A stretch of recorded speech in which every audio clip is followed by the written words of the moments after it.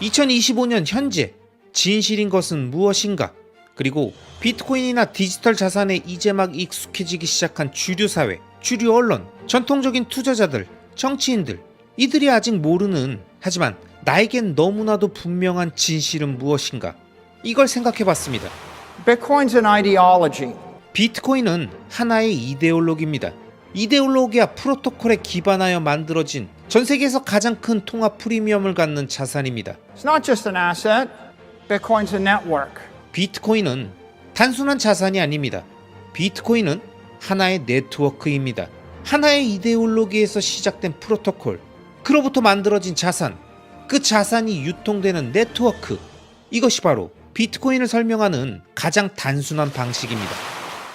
비트코인이 재밌는 점은 이걸 정확히 이해하려면, 아니 조금이라도 더 잘 알아가기 위해선 끊임없이 비트코인에 담겨있는 경제학, 철학, 물리학, 컴퓨터 공학, 윤리학, 심리학 등의 다양한 요소들을 차근차근 알아가야 비트코인의 실체를 이해하며 자연스럽게 장기 투자 마인드셋도 되고 지속적으로 모아가야 한다는 생각이 아주 당연하게 머릿속에 잡히는데, 이 비트코인이란 녀석은 사람들이 이런 생각을 하지 못하게 정신없이 변동성을 흔들어대고 조금만 이해한 상태라면 당장이라도 바로 떡상할 것 같은 느낌, 내가 사자마자 오를 것 같다는 환상을 엄청나게 심어주다 보니까 가격이 내리고 조정을 받는 매우 소중한 시기에 비트코인을 좀 더 이해하는 데 시간을 쓰기보단 조급한 마음을 채우기 위한 차트 분석과 호재 뉴스들만 계속 찾아 돌아다니게 만든다는 겁니다.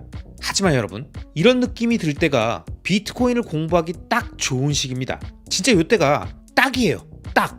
요럴 때 마이클 세일러 영상 하나 들으면서 비트코인에 대한 이해도 높이고, 이왕 이해도 높아진 김에 비트코인 좀 더 모아가면서 그렇게 장기적인 관점을 갖고 큰 그림을 그리는 게 이 채널에 계신 수많은 장기 투자자분들 아니십니까? 그래서 이번 영상은 오랜만에 마이클 세일러의 새로운 이야기들이 담겨있는 연설 내용을 더빙 영상으로 준비했습니다. 그리고 이번 영상부터 많은 분들이 하도 뭐라고 하셨던 비트코인, 이 발음은 영상에서 순화시켰습니다. 제가 웬만하면 마이클 세일러 더빙 영상만의 시그니처 발음이라고 끝까지 고수하려고 했는데요. 듣다가 깜짝깜짝 놀라신다는 분들, 집중이 안 된다는 분들, 발음 때문에 내용이 가벼워 보인다는 분들, 이런 딴지가 아니라 정중한 요청들을 주신 소중한 구독자님들이 꽤 되시기 때문에요. 좀 더 듣기 편하시게 발음해서 제작했으니까요. 이젠 마이클 세일러의 발음이 아니라 비트코인의 메시지에 집중해 주시기 바랍니다. 시그니처 발음이 뭐가 중요하겠습니까? 저에게는 구독자님들의 목소리가 훨씬 더 중요합니다. 자, 그럼 마이클 세일러가 말하는 비트코인 메시지에 집중하기 위해서 지금 바로 출발하겠습니다. 렛츠 고! Thank you, Blockworks, for hosting me. 저를 초대해주신 블록웍스 관계자들께 감사드립니다. 그리고 오늘 이 자리에 함께해주신 모든 청중분들께도 감사드립니다. 정말 감사합니다. 저는 지난 며칠간 이 프로그램들을 계속 지켜봤는데 정말 놀라웠습니다. 오늘 여러분들 앞에서 발표할 수 있는 기회를 갖게 돼서 매우 기쁩니다. 이번에 제가 새로 준비한 발표가 하나 있습니다. 몇 년 전에 제가 비트코인의 21가지 규칙이라는 제목으로 발표를 만들었었는데요. 이번에는 비트코인의 21가지 진실입니다. 그리고 이 발표를 준비하면서 제 스스로에게 물어봤습니다. 2025년 현재 진실인 것은 무엇인가? 그리고 비트코인이나 디지털 자산에 이제 막 익숙해지기 시작한 주류 사회, 주류 언론, 전통적인 투자자들, 정치인들, 이들이 아직 모르는, 하지만 나에겐 너무나도 분명한 진실은 무엇인가? 이걸 생각해봤습니다. 그래서 오늘 제가 여러분과 나누고 싶은, 제가 가장 중요하다고 생각하는 비트코인의 21가지 진실을 정리해왔습니다. 그럼 첫 번째부터 시작해보겠습니다. Bitcoin's an ideology. 비트코인은 하나의 이데올로기입니다. 자유 대 노예제, 혁신 대 정체, 주권 대 의존, 자산 대 빈곤, 이렇게 매우 강력한 이념이며 전 세계에 확산되고 있습니다. 이 이데올로기가 없다면 비트코인도 존재할 수 없습니다. 이것은 자본주의 대 사회주의, 개인 대 집단의 대립 구조입니다. 이런 주제들은 인류 역사 전반에 걸쳐 계속 반복되어 왔습니다.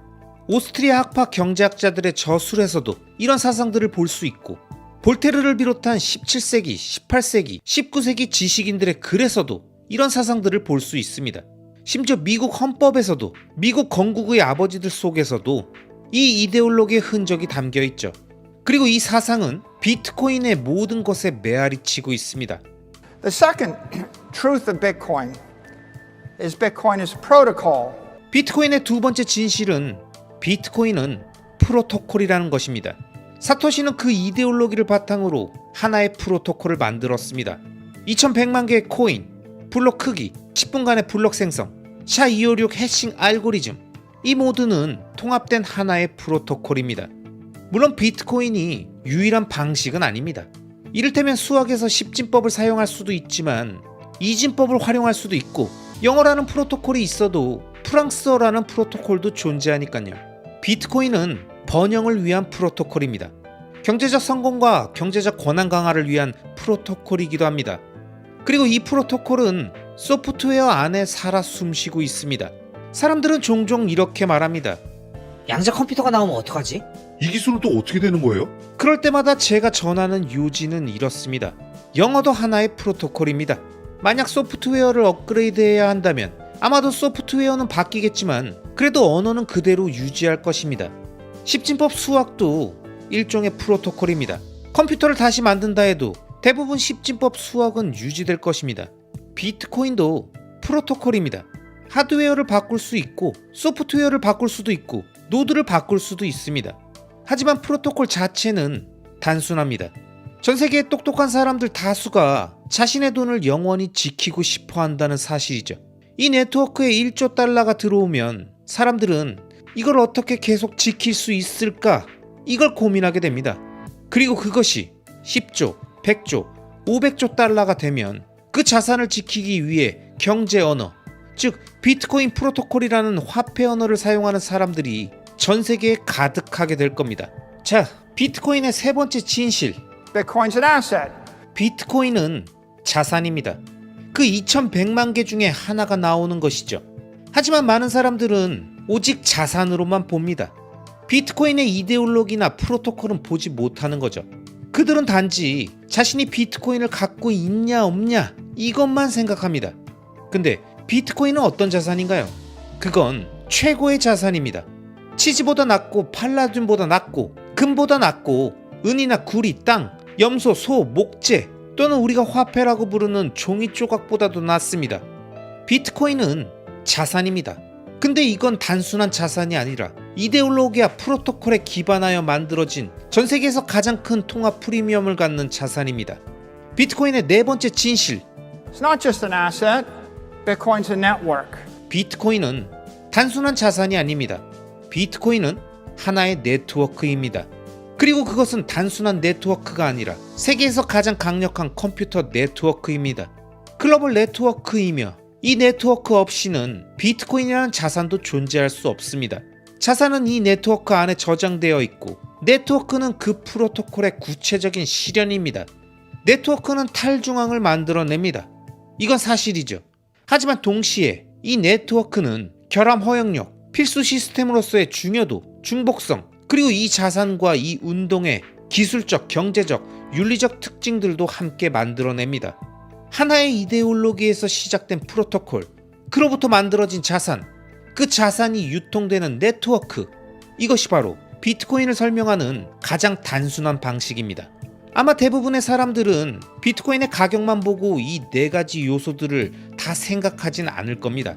그리고 그렇게까지 깊이 생각하지도 않겠죠. 하지만 중요한 건 비트코인은 결점 없는 존재라는 것입니다. 비트코인의 다섯 번째 진실. It was spawned by the Immaculate Conception. 비트코인은 결점 없는 탄생을 통해 이 세상에 나왔습니다. 얼굴 없는 무명의 프로그래머가 전 세계에 이걸 선물로 준 거예요. 그럼 어떻게 결점 없는 무언가를 만들 수 있을까요? 그건 마치 신이 준 것 같은 자연스러운 존재입니다. 마치 우리는 예전부터 존재했던 것처럼 자연스럽게 받아들였죠. 어떤 누구도 이익을 주장하지 않았고 누구도 이걸 통제하려고 하지 않았고 누구도 이걸로 큰 돈을 벌 생각도 하지 않았습니다. 이 결점 없는 탄생 자체가 비트코인 네트워크에서 매우 중요한 요소입니다. 그리고 이 진실은 곧 다른 진실들과 연결되어 이어지게 됩니다. 여섯 번째 진실. Bitcoin is ethical. 비트코인은 윤리적입니다. 그럼 무엇이 어떤 것을 윤리적으로 만드는 걸까요? 무언가가 윤리적이려면 여러분이 그것의 소유권을 가질 수 있어야 하며 누구도 그 가치를 떨어뜨릴 수 없고 누구도 그것을 빼앗을 수 없고 누구도 그것을 부패시키거나 조작할 수 없으며 누구도 그것을 통제할 수 없어야 합니다. 비트코인은 마치 자연의 아름다움 같은 존재입니다. 어떤 나라도 다른 나라가 마음대로 가치를 절하하거나 조정할 수 있는 것을 신뢰하지 않습니다. 어떤 기업도 다른 기업이 소유하거나 통제하는 것을 믿지 않습니다. 어떤 개인도 다른 사람이 통제하는 것을 신뢰하지 않습니다. 이처럼 윤리적인 높은 경지에 도달하기 위해선 인간의 부패한 영향력, 인간이 만든 제도, 사람들이 조직한 어떤 시스템에서도 벗어나 있어야 합니다. 비트코인의 결점 없는 탄생은 그 윤리성을 위한 필수 조건이었습니다. 하지만 그것만으로는 충분하지 않았고 비트코인의 엔지니어링적인 정교함도 또 하나의 조건이었습니다. 비트코인은 불완전한 구성 요소들로 만들어진 완벽한 기계입니다. 이것이 바로 비트코인 설계의 천재성입니다. 인간이 다른 인간들이 절대 부패시킬 수 없는 무언가를 만들 수 있는가? 비트코인은 그 질문에 대한 하나의 답이 됩니다. 그래서 비트코인이 윤리적인 겁니다. 7번째 진실, That makes Bitcoin a commodity. 비트코인은 상품, 즉 커머디티라는 겁니다. 그렇다면 커머디티란 무엇일까요? 발행자가 없는 자산이라는 겁니다. 예를 들어 금은 커머디티고 옥수수도 커머디티, 목재도 커머디티입니다. 이게 왜 중요하냐면 법적으로 커머디티는 특별한 지위를 갖고 있기 때문입니다. 미국의 기업은 커머디티를 기반으로 자본화하는 게 법적으로 훨씬 유리하지만 증권, 즉 시큐리티로는 자본화할 수 없습니다. 상장 기업들을 위한 기업법에서도 이 부분에 대한 특별한 예외 조항이 존재합니다. 그리고 더 중요한 건 제가 여기서 비트코인의 가격을 20년 안에 1300만 달러까지 간다고 말할 수 있다는 사실입니다. 하지만 어떤 증권에 대해선 그런 말을 함부로 하면 안 되게 되어 있습니다. 커머디티는 정치적으로 우위에 있고 법적으로 우위에 있고 윤리적으로도 우위에 있고 경제적으로도 우위에 있습니다. 단지 조금 나은 수준이 아니라 100배는 더 낫습니다. 그래서 비트코인은 커머디티입니다. 그리고 비트코인은 제가 커머디티를 연구하던 시절부터 봐왔던 모든 커머디티 중에서도 특별합니다. 다른 커머디티들은 기술, 자본, 노하우만 있으면 다 만들어낼 수 있습니다. 만약 당신이 가족의 전 재산을 들여서 100년간 보유할 커머디티를 하나 사야 한다면, 정말 진지하게 고민해 본다면 대두, 옥수수, 석유, 천연가스, 목재, 석탄, 은을 고르겠습니까? 아니죠. 이 모든 자산은 장기적으로 끔찍한 투자입니다. 왜냐하면 100년 전보다 지금이 그 자산들을 훨씬 더 쉽게 생산할 수 있으니까요. 예를 들어 석유 가격이 배럴당 1000달러까지 오르면 사람들은 2번, 3번, 4번 석유를 더 뽑아서 공급을 폭증시킬 것이고, 그럼 가격은 다시 폭락할 겁니다. 금도 마찬가지예요. 역사상 여러 번 금의 공급 폭증이 있었죠. 예컨대 캘리포니아 골드러시 당시 금이 너무 많이 채굴돼서 유럽의 경제를 붕괴시켰습니다. 즉, 다른 모든 커머디티는 기술과 가격에 따라 공급이 폭증하고 그것은 장기 투자자에게 쓰레기 같은 투자처로 전락하게 만듭니다. 사람들이 가치 저장 수단으로 가장 선호하는 금조차도 장기 수익률로 보면 S&P 500 지수보다 2배 이상 낮습니다. 하지만 인류 역사상 투자 가치가 쓰레기 같지 않았던 단 하나의 커머디티가 있습니다. The one commodity is Bitcoin, right? A digital commodity. 그게 바로 비트코인입니다. 디지털 커머디티죠. 근데 왜 비트코인은 쓰레기가 아닌 걸까요? 왜 비트코인은 위대한 걸까요? 그건 바로 비트코인은 디지털 커머디티이기 때문입니다. 제가 말할 수 있는 다른 모든 커머디티는 물리적 커머디티입니다. 물리적 커머디티는 신이 준 것이며 세상 누구나 그것을 만들 수 있습니다. 반면 디지털 커머디티는 인간의 천재성에서 나온 기적입니다. 비트코인을 만들기 위해서는 천재적인 엔지니어인 사토시가 세상에 이 선물을 무상으로 줘야 했고, 세계가 그 선물을 받아들여야 했으며, 프로토콜에는 결함이 없었어야 했고, 수년간 아무 가치가 없는 시기를 거쳐 자발적으로 화폐가 되며 생명을 얻어야 했습니다. 이건 정말 21세기의 기적입니다. 그럼 왜 디지털 커머디티가 중요한 걸까요? 디지털 커머디티는 초당 60회 진동하며 컴퓨터로 움직일 수 있습니다. 빛의 속도로 이동할 수 있고, AI는 이 디지털 커머디티를 1시간에 수백만 번 해체하고 재조립할 수 있습니다. 전 세계로 동시에 분산 전송할 수도 있죠. 반면 금으로는 이런 게 불가능합니다. 애플이 향후 업데이트를 계속한다고 해도 물리적 커머디티에 다중인증 기능을 탑재하는 일은 없을 겁니다. 그건 물리적이라서 불가능하죠. 그래서 디지털 커머디티여야만 합니다. 그리고 그게 비트코인이 특별한 이유입니다. 비트코인은 단순한 디지털 커머디티가 아니라 유일무이한 디지털 커머디티입니다. 가장 놀라운 일은 얼마 전 미국 대통령이 행정명령을 통해 전략적 비트코인 비축을 공식화했다는 것입니다. 백악관 AI 및 암호화폐 차르인 데이비드 sak스는 이렇게 말했죠. 비트코인은 발행자가 없는 자산이며 무결한 탄생을 통해 등장했고 탈중앙화되어 있으며 가치저장 수단으로 인정받는 디지털 금이다. 이제 세계에서 가장 강력한 권력을 지닌 인물과 내각의 구성원들이 비트코인은 세계에서 유일한 디지털 커머디티이며 이것이 미국 정부의 공식 정책이다. 이렇게 말하고 있습니다. 물론 누군가 이론적으로 디지털 커머디티를 만들 수는 있습니다. 발행자가 없는 자산을 만들고 연 5% 인플레이션이 발생하는 프로토콜을 설정할 수도 있겠죠. 예를 들어 옥수수나 석유는 커머디티입니다. 아무도 그것이 커머디티라는 사실을 의심하지 않지만 그들은 희소하지 않으며 공급이 제한되어 있지도 않습니다. 비트코인의 진정한 혁신은 그것이 디지털 커머디티로 설계되었다는 것뿐만 아니라 사토시가 그 공급량을 2100만 개로 제한했다는 데 있습니다. 만약 금의 연간 공급 증가율이 2%라면 여러분의 부의 경제적 반감기는 36년입니다. 하지만 디지털 금인 비트코인이 연 0% 인플레이션이라면 부의 반감기는 무한대, 즉 영원히 유지되는 거죠. 2% 인플레이션과 0% 인플레이션의 차이는 2% 인플레이션일 경우 36년 후에 부가 반으로 줄어드는 반면 0% 인플레이션일 경우 그 부는 영원히 유지된다는 것입니다. 만약 누군가 2% 인플레이션도 별거 아니야. 라고 말한다면 꼭 이렇게 생각해 보세요. 36년짜리 반감기와 10억 년짜리 반감기의 차이라는 걸. 그리고 이 사실을 이해하고 나면 그 다음 논리도 자연스럽게 이어집니다.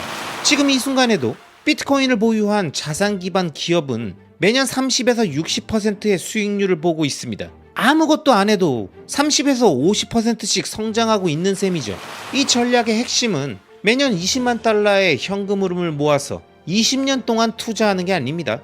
지금 그 전체 자본을 미리 조달해서 세계 최고의 자산 비트코인에 투입하는 것, 이게 진짜 게임 체인저입니다. 여러분은 비트코인이 뭐라고 생각하십니까?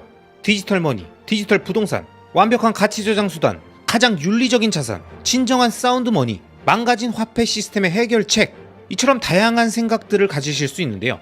우리 모두가 처음엔 돈 좀 벌어보고 싶고 부자가 되고 싶다는 생각에 비트코인을 조금씩 알아본 것 뿐인데 1년, 2년, 5년, 7년 장기 투자가 지속되면 될수록 점점 더 깊게 공부하고 알아가면서 비트코인에 대한 다양한 표현과 정의와 철학적 관점을 갖게 되는 그런 상태가 되시는 걸 경험하실 겁니다.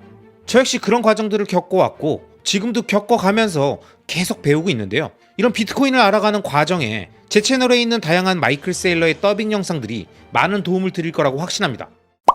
It's through civility. 8번째 부의 길, 8번째 부를 향한 방법은 바로 예의, 품위, 그리고 시민성입니다. 세상의 자연적인 힘의 구조를 존중하십시오. 사파리로 여행을 간다고 해서 사자를 상대로 싸우려고 하지 마세요.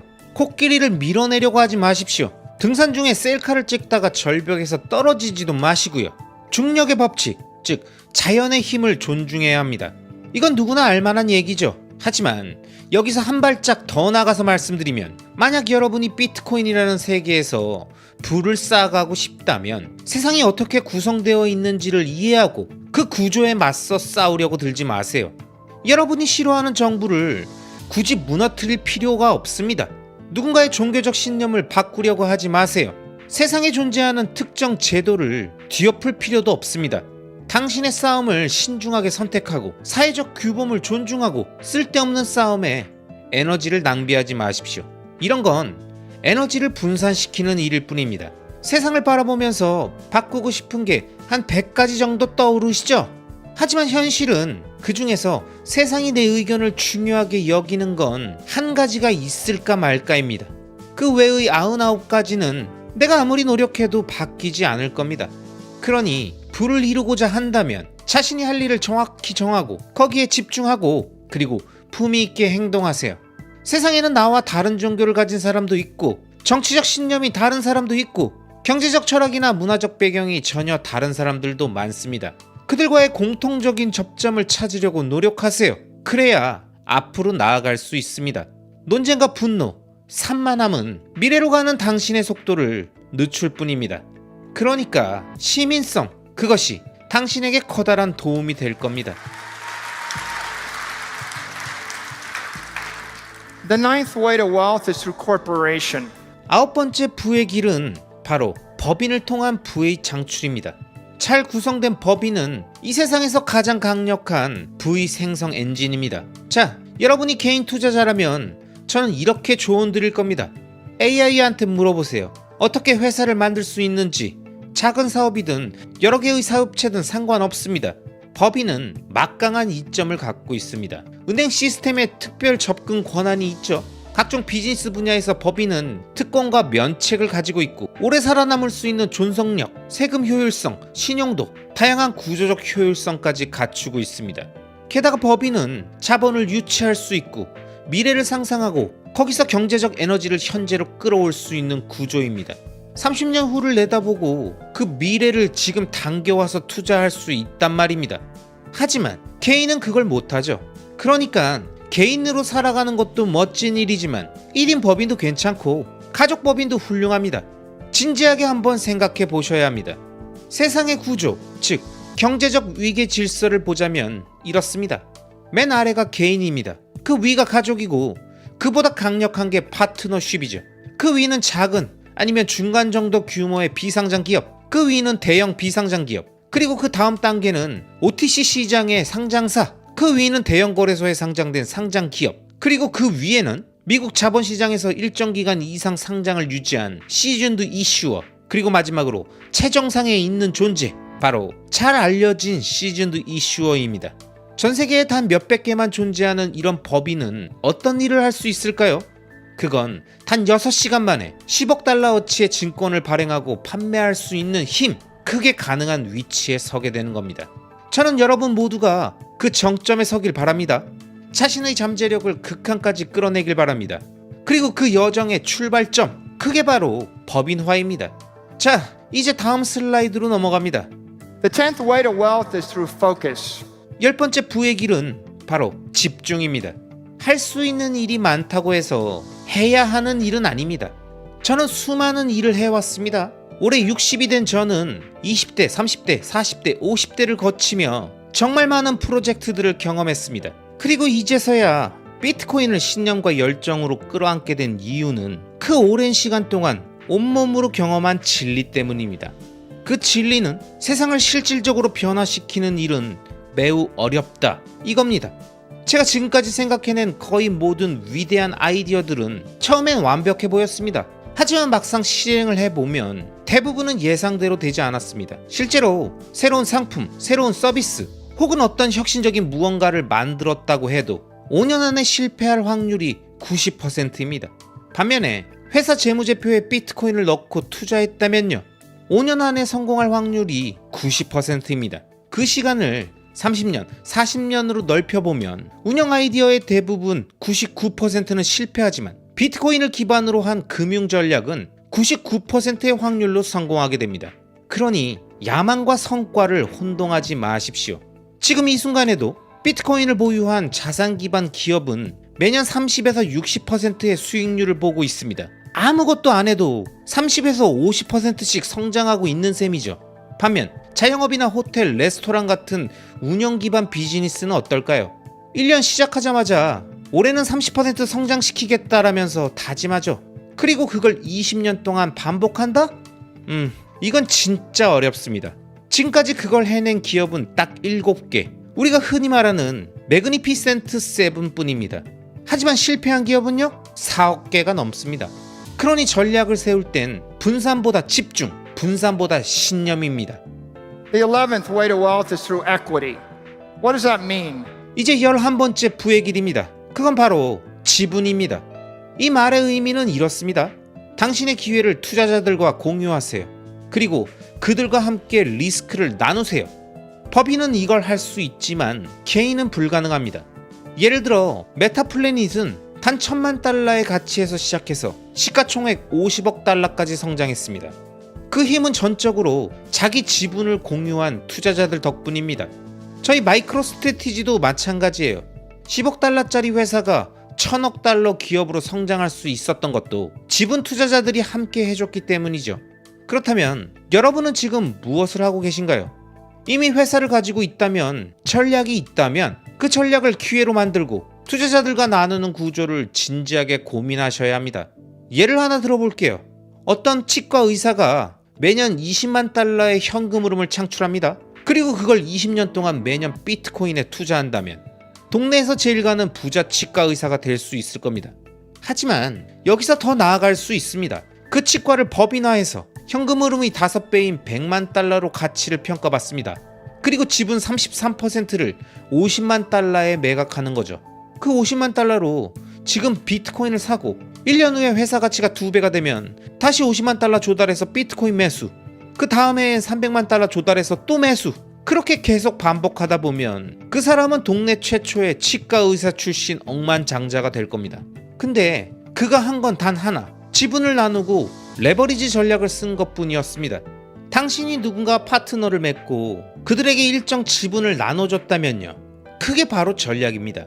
그게 바로 저희 마이크로스트래티지가 해온 방식이고 메타플래닛이 해온 방식이며 저희와 뜻을 같이 하는 수많은 회사들이 지금 하고 있는 방식입니다. 그러니까 당신도 할 수 있습니다.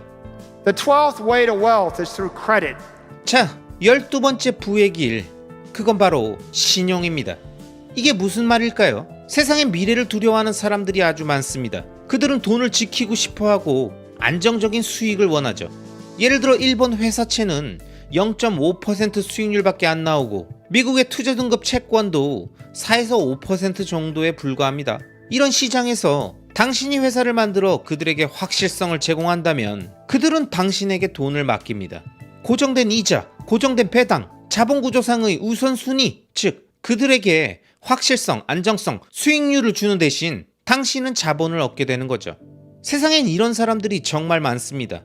난 은퇴자야. 8%만 보장되면 돼. 원금은 절대 잃고 싶지 않아. 이런 사람들, 당신이 그들의 니즈에 맞는 구조를 제공하면 자본은 자연스럽게 따라옵니다. 그리고 그 자본은 당신의 기업 안에서 30에서 60%의 복리로 불어납니다. 설령 가장 보수적으로 잡아도 그들에게 8%를 주고 당신은 나머지 22%의 스프레드를 가져가는 겁니다. 하지만 이 스프레드, 이 차익은 초기에 한꺼번에 조달된 자본 전체에 적용되기 때문에 결과적으로 압도적인 성장 레버리지를 갖게 됩니다. 보통 신용이라고 하면 부정적인 이미지가 있겠지만 사실은 당신이 기업을 설계하고 만들어낸다면 당신 스스로 신용을 창출할 수 있는 존재가 되는 겁니다. 억만장자 치과 의사로 돌아가 보죠. 그가 법인을 만들고 지분 일부를 팔아 자금을 확보하고 그 다음엔 대출을 받거나 아니면 안정적인 수익을 원하는 사람들에게 우선주 같은 상품을 팔 수도 있습니다. 이 과정에서 높은 수익률을 원하는 투자자와 낮은 수익률이지만 확실성을 원하는 투자자 모두를 만족시키며 자본을 계속 조달할 수 있게 되는 거죠. 이 전략의 핵심은 매년 20만 달러의 현금 흐름을 모아서 20년 동안 투자하는 게 아닙니다. 지금 그 전체 자본을 미리 조달해서 세계 최고의 자산 비트코인에 투입하는 것, 이게 진짜 게임 체인저입니다. 여러분, 제 채널의 영상들 중에서 마이클 세일러 영상이 많은 이유는 그가 최고의 비트코이너, 비트맥시라서가 아닙니다. 훌륭한 분들, 인사이트가 넘치는 얘기를 하는 사람들이 비트코인 씬에는 참 많습니다. 그분들의 의견들도 앞으로 많이 영상으로 제작할 거고요. 하지만 제가 마이클 세일러를 좋아하는 이유는 그가 전달하는 메시지들이 비트코인을 잘 모르는 분들께는 과격하고 황당한 얘기처럼 들리고 몽상가처럼 보일 수도 있겠지만 자본시장과 기업 운영의 현실을 정확히 알면서 이와 연결해 우리가 비트코인을 어떻게 접근하고 무엇에 집중해야 하는지를 정확히 설명해 주기 때문입니다. 특히 이번 영상에서 언급된 내가 바꿀 수 없는 것들과 싸울 시간에 그것들의 공통점을 찾고 바꿀 수 있는 것들에 집중해서 불을 향해 앞으로 나아가야 한다는 얘기가 참 마음에 와닿는 것 같습니다.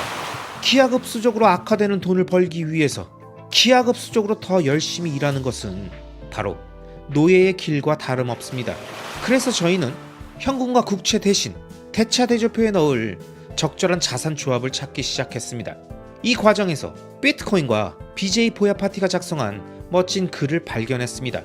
장문의 아티클로 처음 공개된 비트코인 낙관론은 수학, 컴퓨터과학, 경제학, 철학, 정치학, 공학을 아우르는 박식한 저자가 우아하고 통찰력 있게 풀어낸 지적 여행의 결과물입니다.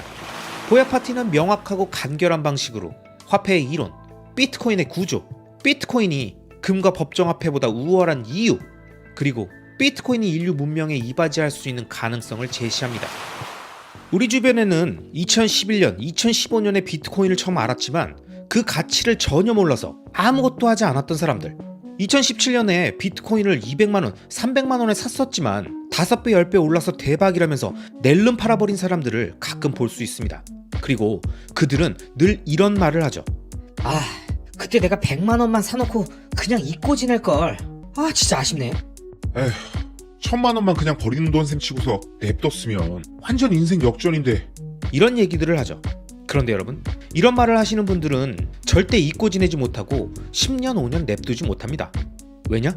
믿음이 없는 무언가의 가격이 미친 듯이 오르면 사람은 누구나 흥분되는 동시에 언제든 다시 쏟아내릴 거라는 불안감에 익절이란 단어를 걸고 매도하게 되어 있으니까요. 그리고 한동안 해피엔딩으로 사고 싶은 것도 사고 맛있는 것도 먹고 여행도 가고 그렇게 승리에 도취되어 지내죠. 그리고 가격을 봐도 자신이 판 가격보다 계속 떨어지는 모습이 나오니까 역시 그때가 타이밍이었네. 타이밍 기가 막혔다. 이런 말들을 하면서 약간의 아쉬움조차 지우고 다른 투자에 집중하게 되죠. 그러다 몇 년 뒤 어느 날 뉴스에서 우연히 그 자산의 가격이 사상 최고가를 찍고 점점 호재들이 쏟아지고 판이 커지고 자신이 판 가격은 어깨가 아니라 무릎도 발목도 아닌 엄지발가락 발톱 수준이었다는 걸 깨닫고 엄청난 자괴감이 밀려드는 저주에 걸리고 맙니다. 이게 바로 현재 비트코인을 가볍게 여기고 함부로 대한 사람들의 상황입니다. 결국 이들이 이런 저주에 걸린 건 비트코인을 늦게 알아서가 아닙니다. 그들은 대부분의 사람들보다 비트코인을 빨리 알았지만 잘 몰랐고 정확히 몰랐으며 제대로 알아보려고 하지도 않았다라는 거죠.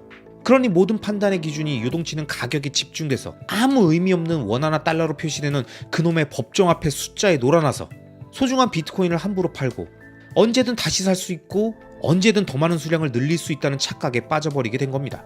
그래서 저는 늘 비트코인 지금 사면 늦은 게 아니냐는 이야기를 하시는 구독자님들께 언제 샀느냐, 평단가가 얼마냐는 중요한 게 아니며 얼마나 정확히 이해했고 확신을 갖고 있으며 얼마나 오랫동안 보유할 수 있는가가 가장 중요한 핵심이라고 설명드리면서 현재의 그 방향성을 최대한 집중하고 오랫동안 지속적으로 모아가면서 큰 규모의 자산을 만드시라고 설명드립니다. 자, 그럼 비트코인이라는 장기적 우상향 구조를 갖고 있는 글로벌 화폐 혁명의 대상을 우리가 정확히 이해하기 위해선 무엇을 해야 할까요? 저는 그 과정의 핵심은 정확한 메시지를 전달하는 좋은 서적과 채널들을 발견하고 그 안에 담긴 메시지들을 통해서 비트코인에 대한 지식을 차곡차곡 쌓아가는 거라고 생각합니다. 비트코인 사이클에 따라서 얼마가 되면 일단 팔라면서 매매를 부추기지 않고 알트불장 온다면서 비트코인 매도를 유도하지 않으며 비트코인을 지속적으로 모아갈 수 있는 정확한 정보와 확신을 주는 그런 책과 영상들을 지속적으로 보는 게 가장 중요한 핵심이라고 생각하는 거죠. 그럼 여러분은 비트코인에 대해서 아무것도 모르는 사람, 어설프게 알고는 있지만 엉뚱한 이야기에 혹하거나 가끔씩 멘탈이 흔들리고 매매의 유혹에 빠지면서 익절을 논하고 사이클을 논하면서 타이밍 매매를 시도하려고 하는 사람들에게 어떤 책을 권하십니까? 저는 가장 먼저는 사이페디 나머스가 쓴 달러는 왜 비트코인을 싫어하는가, 더 피아트 스탠다드 이 두 권을 추천합니다. 이 책은 일단 대부분의 비트코이너, 비트맥시들의 절대 불면 원픽이고요. 그리고 저는 비트코인의 모든 것을 좀 더 쉽고 압축적으로 화폐와 비트코인의 기원부터 비트코인이 왜 좋은 화폐가 될 수밖에 없는지에 대한 명확한 이유들을 순차적으로 설명해주고 이런 화폐 혁명의 과정에 많은 사람들이 갖고 있는 비트코인에 대한 오해와 현실적인 리스크들을 비트코인은 어떻게 극복하고 있는지를 정확하게 설명해주는 책 비트코인 낙관론을 여러분께 소개해드립니다. 이 책은 BJ 보야파티라는 구글 초창기 스타트업 시절 멤버가 2011년 비트코인을 발견하고 비트코인의 세계에 빠져들어서 집요하게 연구하고 정리했던 글들을 2017년 일반인들을 위해서 비트코인 낙관론이라는 제목으로 엮어냈습니다. 그리고 우리나라에서는 비트코인을 쉽고 재미있게 설명해 주시는 제가 좋아하는 유튜버이자 비트맥시 1분 비트코인님이 역자로 고생해 주셨고요. 마지막으로 이 책의 놀라운 점은 현재 비트코인 씬에서 가장 핫하고 논란의 중심에 있고 비트코인을 이용한 엄청난 기업 전략을 펼치고 있는 남자 마이크로스트래티지의 마이클 세일러가 추천사를 쓴 책이라는 점입니다. 이 책에 무엇이 과거 2020년 팬데믹 한가운데에서 고민하고 있던 마이클 세일러를 비트코인의 세계로 인도하고 빠져들어 지금의 마이클 세일러로 만들었는지, 그의 추천사 내용을 마이클 세일러의 더빙 영상 느낌으로 제가 쭉 표현해 드릴 테니까요. 그가 비트코인을 각성해가는 과정을 한번 제대로 느껴보시기 바랍니다. 자, 그럼 마이클 세일러의 추천사 렛츠고! 2020년 전 세계를 혼란에 빠뜨린 팬데믹은 10년이 걸릴 디지털 전환을 단 몇 달 만에 이루어냈습니다. 순수 디지털 상품의 인기가 폭발적으로 증가하는 반면 기존의 많은 오프라인 서비스들은 중단되었고 100만 개의 기업과 수십억 인구의 일상이 심각한 혼란을 겪었죠. 2020년 2분기 저희는 포스트 코로나 시대의 새로운 제약사항에 적응하고자 분주하게 움직였습니다. 그 결과 현금 5억 달러를 확보한 최적의 소프트웨어 기업으로 거듭나 당장 눈앞에 닥친 사업적 문제는 해결할 수 있었습니다. 하지만 더 심각한 생존의 위협이 저 멀리서 다가오고 있었습니다. 팬데믹에 맞선 미국 정부의 대응책은 통화 인플레이션율을 3배나 증가시켰습니다. 사실 이 자본 비용은 20%를 초과한 것이나 다름없었고 기존의 재정 투자 전략으로 기대할 수 있는 수익률은 0%였습니다. 이건 현금 비축과 미래 현금 흐름 부담을 가중시켰습니다. 안정적이고 수익성이 높은 가치주가 통화 인플레이션보다 훨씬 저조한 성장률을 기록한다면 가치 저장 수단의 역할을 하지 못해서 투자 커뮤니티에서 곧바로 외면받게 됩니다. 심각성은 낮았지만 사실 이 문제는 팬데믹 이전부터 10년 동안 존재해왔죠. 2010년부터 10년간 통화 인플레이션율은 약 7%였으며 투자자들은 수단과 방법을 가리지 말고 이 비율을 넘어선 현금 흐름을 만들라면서 CEO와 CFO를 끊임없이 압박했습니다. 이는 보통 부채를 끌어안고 모든 잉여 현금 흐름을 활용해서 주식을 사들이거나 부채와 자기 자본을 활용한 인수합병을 통해서 매출과 기대 수입을 기준 수익률보다 높게 성장시키는 것을 의미했습니다. 그러나 이러한 인수합병의 효과는 장기적으로 희석되는 경향이 있었으며 경영진은 인수기업 통합에 힘쓰면서 되려 핵심 비즈니스엔 집중하지 못했습니다. 각 사업이 빚더미에 앉게 되거나 더 이상 인수할 대상이 없어지면서 결국 이러한 방법도 한계에 다다르게 되었습니다. 우리 회사가 상장하고 20년간 7% 기준 수익률은 치사율 99%에 이르는 기업 부도를 초래했고 과도한 부채로 재무제표가 엉망이 되었으며 지나치게 많은 이질적인 사업부로 인해서 손익계산서가 복잡해지는 등 회사는 도저히 손 쓸 수 없는 지경에 이르게 되었습니다. 2020년 2분기 기준 수익률이 3배로 뛰었을 때 우리는 더 이상 이 인플레이션의 굴레에서 버틸 수가 없었습니다. 평소처럼 비즈니스를 계속 진행해봤자 매년 수천 명의 직원이 수백만 건의 활동으로 창출하는 가치는 더 많은 돈을 찍어내는 중앙은행과 몇 명의 결정으로 심각하게 훼손될 수밖에 없었습니다. 기하급수적으로 악화되는 돈을 벌기 위해서 기하급수적으로 더 열심히 일하는 것은 바로 노예의 길과 다름없습니다. 이런 문제의 해결책은 K자형 회복이라는 형태로 나타났습니다. 통화부양책은 월스트리트를 빠르게 회복시켰지만 메인스트리트는 계속 악화되었습니다. 통화 인플레이션이 심각한 시기, 경제 활력의 핵심은 화폐 가치 하락의 속도보다 더 빠르게 가치가 오르는 대규모 자산의 대차 대조표입니다. 그래서 저희는 현금과 국채 대신 대차 대조표에 넣을 적절한 자산 조합을 찾기 시작했습니다. 이 과정에서 비트코인과 BJ 보야파티가 작성한 멋진 글을 발견했습니다. 장문의 아티클로 처음 공개된 비트코인 낙관론은 수학, 컴퓨터과학, 경제학, 철학, 정치학, 공학을 아우르는 박식한 저자가 우아하고 통찰력 있게 풀어낸 지적 여행의 결과물입니다. 2020년 3월 이후 세상에는 기술에 기반한 새로운 화폐가 필요하다는 것이 확실해졌습니다. 하지만 보야파티가 처음 글을 썼던 2018년 2월에는 이러한 인사이트에 훨씬 더 큰 총명함과 용기 그리고 확신이 필요했습니다. 보야파티는 명확하고 간결한 방식으로 화폐의 이론, 비트코인의 구조, 비트코인이 금과 법정화폐보다 우월한 이유, 그리고 비트코인이 인류 문명에 이바지할 수 있는 가능성을 제시합니다. 보야파티는 일반인도 이해할 수 있는 용어로 경로 의존성과 화폐가 될 수 있는 새로운 자산 흐름을 설명하며 최초의 디지털 화폐 네트워크의 본질의 중요성을 이해하려는 입문자들이 흔히 걱정하는 문제들을 해소해 줄 겁니다. 저는 비트코인 낙관론을 접하자마자 바로 빠져들었으며 비트코인을 알리고 앞으로 나아가야 할 방향을 고민하면서 회사의 모든 임원과 이사들에게 이 책을 권했습니다. 이 책에서 보야파티는 원문에서 제시했던 아이디어들을 대폭 업데이트했습니다. 2020년 3분기 마이크로스트래티지는 주요 재무준비 자산으로 비트코인을 채택하며 비트코인 스탠다드로 전환한 최초의 상장 기업이 되었으며 실제로 수십억 달러의 비트코인을 매입했습니다. 디지털 준비 자산이자 세계 최초의 디지털 화폐 네트워크인 비트코인, 비트코인의 전제와 잠재력을 이해하고자 하는 직원, 주주, 그리고 구성원 모두에게 비트코인 낙관론을 추천합니다.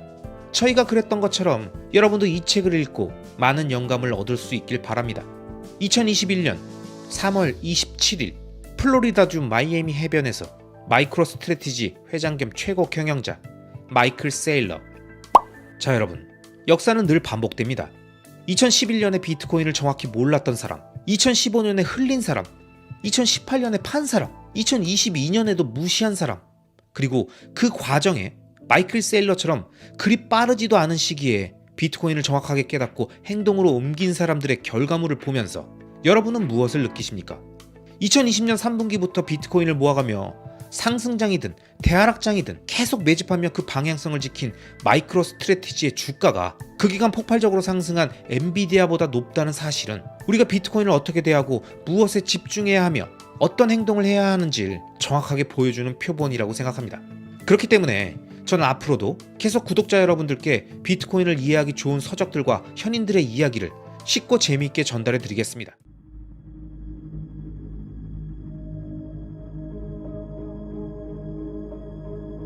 Which one's the best crypto asset? Well, Bitcoin's the best crypto asset. Okay. What's the second best? There's no second best. There's no second best crypto asset. There's a crypto asset. It's called Bitcoin, right? Right? There's no second best. Okay. It's not like Google and Facebook. It's not like Apple and Amazon. Yeah, we can debate Apple or Amazon. What's better?